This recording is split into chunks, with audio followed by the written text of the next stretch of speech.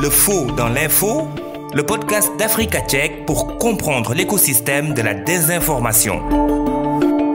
Bienvenue à tous, je suis Maria Mathiam et c'est un plaisir de vous retrouver en ce mois de mai 2025 pour un nouvel épisode de votre podcast Le faux dans l'info. Connaissez-vous les FIMI ? Vous en avez certainement entendu parler puisqu'il s'agit des campagnes de désinformation coordonnées. Ce sont des campagnes qui sont menées par des acteurs intérieurs ou des acteurs extérieurs à un pays. Aujourd'hui en Afrique, on constate que de plus en plus la désinformation est menée de manière coordonnée. C'est le sujet de notre podcast de ce mois. Nous recevons la journaliste d'investigation à Reporters sans frontières, Haifa Mezalouat. Le faux dans l'info, décryptage. Comment faire face à la désinformation coordonnée ? Quelles sont les techniques qui sont utilisées pour mener ces vastes campagnes de désinformation ? Mais aussi, quelles sont les plateformes les plus utilisées ? Entre autres questions que nous allons poser à notre invitée, la journaliste d'investigation à Reporters sans frontières, Haifa Mezalouat. Bonjour. Bonjour. Pourquoi la désinformation faite de manière coordonnée cible des organisations telles que RSF ou encore la Croix-Rouge ? Depuis juillet dernier, nous avons identifié plusieurs vidéos qui usurpent l'identité de différentes organisations, dont Reporters sans frontières. Et ces vidéos, elles sont utilisées pour propager de fausses informations inventées de toutes pièces et les attribuer à ces organisations dont l'identité est usurpée. Ces vidéos, souvent très bien produites, elles s'approprient les codes graphiques, les logos et imitent aussi le ton journalistique pour accréditer en fait des récits mensongers. Et en usurpant l'identité d'organisations reconnues, les acteurs de cette désinformation, ils légitiment leur discours. Parce que par exemple, si plusieurs, même des dizaines de comptes anonymes affirment que l'armée ukrainienne est uniquement composée de nazis, ça aura toujours moins de valeur et sera beaucoup moins crédible que si c'est le directeur général de Reporters sans frontières ou un journaliste reconnu qui tient ce discours. Et donc en fait, l'objectif, il est clair. C'est profiter de la crédibilité d'organisations reconnues pour rendre ces narratifs acceptables et vrais. Et ces attaques, elles s'inscrivent dans une stratégie plus large, en fait, de guerre informationnelle. Et en utilisant l'identité crédible et en diffusant massivement ces faux contenus, ces manœuvres, en fait, elles permettent de saper la confiance dans l'information et remodeler les perceptions des événements au profit des narratifs du Kremlin. Comment sont organisées ce genre d'attaques ? En général, elles se déroulent en plusieurs phases. Au début, le contenu il est diffusé discrètement via des petits comptes ou des comptes secondaires qui viennent tout juste d'être créés dans certains cas, souvent sur Telegram ou sur X. Et donc ces comptes, en fait, ils permettent de semer cette fausse information et ces fausses vidéos. Ensuite, on a des plus gros comptes qui sont généralement plus suivis et qui peuvent être liés à des écosystèmes pro-russes ou conspirationnistes qui reprennent et qui amplifient ce message, permettant de toucher parfois des centaines de milliers d'internautes. Et le point culminant, du coup, la dernière phase, c'est quand des instances officielles, telles que des ambassades ou des ministères, s'emparent de cette désinformation et la repostent, par exemple, sur leur réseau ou en parlent dans leur discours. Donc ça, c'est une forme de stratégie de blanchiment informationnel. Une fausse information qui est d'abord relayée par des canaux inconnus, le sont ensuite par des canaux beaucoup plus crédibles. Et ça prend ainsi des airs de vérité. Et donc par exemple, on avait une vidéo qui était faussement estampillée BBC et qui était attribuée à RSF au sujet de l'Ukraine. Elle a été partagée par plusieurs canaux diplomatiques russes, notamment des ambassades, ce qui a donné en fait l'illusion d'une validation institutionnelle, ce qui permet en fait de blanchir ce genre d'informations et de les rendre crédibles. Quelles sont les conséquences des FIMI, l'acronyme utilisé pour parler des campagnes de désinformation coordonnées ? La plus évidente, c'est tout simplement que ça peut induire en erreur les lecteurs et les internautes sur le discours réel que tient Reporters sans frontières ou d'autres organisations visées. C'est pour ça qu'il est important en fait que les lecteurs et les internautes aient toujours le réflexe de vérifier quand ils sont face à un contenu qui peut paraître suspect.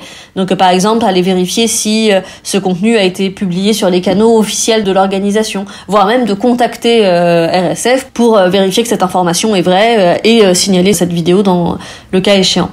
De plus, il y a un autre impact auquel on ne pense pas toujours, c'est qu'en fait les capacités d'investigation ou de fact-checking des journalistes peuvent vite être saturées en fait, à devoir débunker ces vidéos et à devoir dénoncer le fait qu'elles sont complètement fausses. Par contre, ce qu'il faut aussi avoir en tête, c'est que d'une certaine manière, l'acharnement de la propagande russe contre Reporters sans frontières témoigne en fait aussi de l'efficacité de RSF.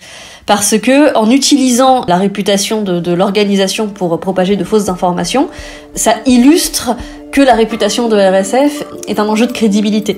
Ce qui fait que voilà, la propagande va se reposer sur la fiabilité et la confiance qu'ont les gens dans ces organisations pour tenter de faire passer leur propagande. Qui sont derrière les désinformations faites de manière coordonnée ? Il est souvent très difficile d'identifier, de vraiment identifier les personnes qui sont derrière ces campagnes de désinformation coordonnées, parce que ces contenus ont tendance à circuler à travers des canaux qui sont généralement très opaques et anonymes. Mais ici, par exemple, on s'intéresse à la campagne qui a été baptisée Matrioshka par Viginum, qui est le service officiel français contre les ingérences numériques étrangères. Dans le cadre de cette campagne, Viginum a pu remonter jusqu'à des chaînes Telegram russophones qui ont été les premières à diffuser plusieurs contenus qui usurpaient l'identité de différents médias. Mais le rapport souligne aussi que ce ne sont très probablement pas ces chaînes qui ont produit ce contenu, ils ont dû les recevoir d'un tiers. Parce que ces chaînes, en fait, font partie d'un écosystème bien rodé où la propagation de la propagande, elle est souvent même rémunérée. Et Viginum aussi a pu identifier dans d'autres campagnes qu'il y avait une implication directe de structures ou de portails comme Russia Today, Pravda, ou des faux sites en fait d'information qui sont souvent liés à des intérêts étatiques russes. Donc là, dans ces cas-là, on est face à une stratégie coordonnée, pensée, voulue pour influencer l'opinion publique à grande échelle.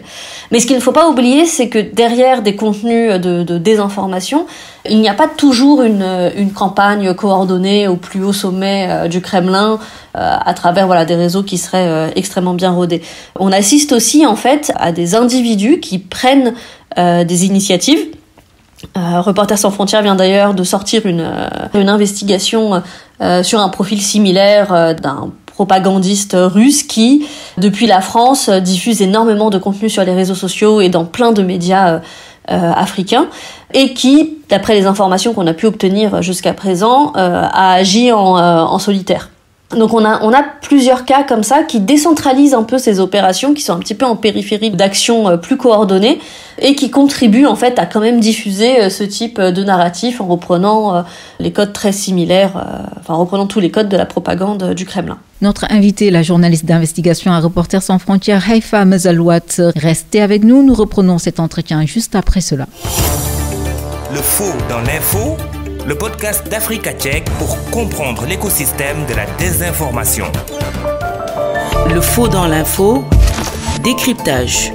Les campagnes de désinformation coordonnées menées par des acteurs intérieurs et ou extérieurs, c'est le sujet de ce podcast avec comme invitée la journaliste d'investigation à Reporters sans frontières, Haifa Mezalouat. Quelles sont les techniques utilisées pour réussir l'opération de désinformation coordonnée ? Ces faux contenus, ils sont réalisés avec plusieurs techniques, plus ou moins sophistiquées. Bon, du coup, évidemment, on voit que l'intelligence artificielle est de plus en plus et de mieux en mieux utilisée, parce que dans ces vidéos, on peut voir qu'elle va être utilisée pour manipuler les images et les voix, ce qu'on appelle couramment des deepfakes, ce qui permet d'imiter les journalistes, les personnalités politiques et de leur faire dire ce qu'elles n'ont pas dit. Plus simplement aussi, la simple utilisation d'une voix de synthèse à consonance humaine, même si elle n'imite personne spécifiquement, ça permet en fait de jouer sur l'empathie et de plus facilement amadouer le public. Comme autre technique aussi, on peut mentionner le typo squatting, c'est-à-dire de créer des faux sites web qui reprennent en fait l'URL originale avec de légères fautes de frappe. Donc par exemple, Africa Tchèque va devenir Afrique Tchèque. rsf.org va devenir rsf-org.net ou quelque chose comme ça. Et donc c'est-à-dire que quelqu'un qui ne va pas être forcément très attentif va parfois se retrouver sur ce site qui aura la même allure, le même interface et croire que ce site est la version officielle. Dans la même logique, le fait en fait d'imiter l'esthétique, d'imiter les codes, de reprendre les logos, l'habillage vidéo, le style d'écriture de certains médias ou d'organisations, ça permet de faire croire à une origine authentique. Et enfin aussi, un autre élément qui est très important à souligner, c'est que la propagande se repose souvent sur des relais locaux, ou des visages qui vont paraître plus familiers en fait pour le public. On l'a beaucoup vu en Afrique, par exemple, avec des profils comme Nathalie Yamb ou d'autres qui se filment, ont des discours pro-Kremlin, et du coup deviennent réellement des relais de ce type de propagande. Et dans tous les cas, en fait, toutes ces techniques ont pour but de rendre les choses le plus crédibles possible. Expliquez-nous comment reconnaître une désinformation coordonnée. Plusieurs signes peuvent nous alerter. Si par exemple on voit qu'une même vidéo ou une information est publiée à quelques minutes d'intervalle par des dizaines de comptes, que ces comptes en question ont été créés récemment, ont peu de publications, ont des pseudos qui sont des enchaînements de chiffres et de lettres, ça peut donner l'impression que ce sont des comptes qui ont été créés pour l'occasion et pour diffuser ces campagnes. Si aussi, par exemple, elle se retrouve à poster tout le même message, ça c'est quelque chose qui est aussi assez courant. Quelles sont les plateformes les plus utilisées pour faire de la désinformation coordonnée ?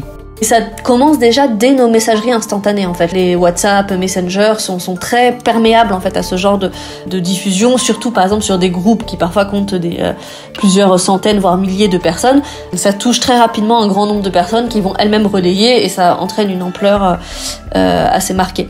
Mais évidemment, Facebook, Telegram et X, ce sont des grands vecteurs de ce type de désinformation. Et X, depuis son rachat par Elon Musk, est complètement opposé à toute forme de régulation et a drastiquement réduit les effectifs de son équipe de modération. Et donc pour reprendre l'exemple des vidéos contre Reporters sans frontières, qui bien sûr usurpent l'identité de notre organisation, RSF a réalisé des dizaines de signalements sur ces fausses vidéos pour que X les supprime. Et en fait, à la fin, RSF a décidé de porter plainte contre X pour diffusion de fausses informations et usurpation d'identité, parce que la plateforme a fait signe d'une absence totale de réactivité, malgré beaucoup de signalements. Et en fait, ça confirme complètement à quel point X favorise la désinformation, parce que elle affaiblit les politiques de modération. Et maintenant, même par exemple, le fait de vérifier un compte, c'est devenu un droit payant, qui permet en fait d'être plus visible sur le réseau. Donc on perd en fait complètement la dimension de fiabilité et de marqueur de confiance que pouvaient avoir les médias et les organisations fiables. La désinformation coordonnée a plusieurs conséquences, alors comment y faire face ? Bon, la première chose à faire, c'est d'avoir de bons réflexes, en fait, d'être toujours vigilant. Comme je disais tout à l'heure, c'est important de vérifier si le compte qui a posté une vidéo, une information est fiable, est-ce qu'il est connu, est-ce que l'information, elle est postée ailleurs, mais pas uniquement sur des comptes anonymes, aussi sur les canaux officiels de l'organisation, est-ce que plusieurs sources fiables mentionnent ça. Voilà, en fait, tous ces éléments nous montrent qu'il ne faut pas céder à l'instantanéité et la précipitation d'une information, et que ça peut être vraiment important de prendre le temps et de s'assurer que ce qu'on lit est vrai, tout simplement. Et puis en fait, il faut aussi prendre de la hauteur sur tout ça et se rendre compte aussi que les réseaux sociaux sont désormais extrêmement pollués par la désinformation et la propagande.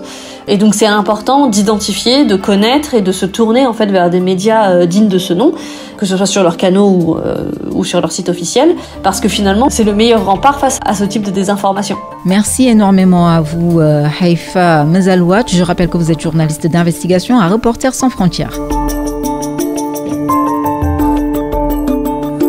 Fin de ce podcast produit par Africa Check et réalisé par Maria Mathiam. Merci à vous qui l'avez suivi. Prochain rendez-vous le mois prochain. D'ici là, doutez et vérifiez toute information pour éviter de tomber dans les filets de la désinformation. À bientôt!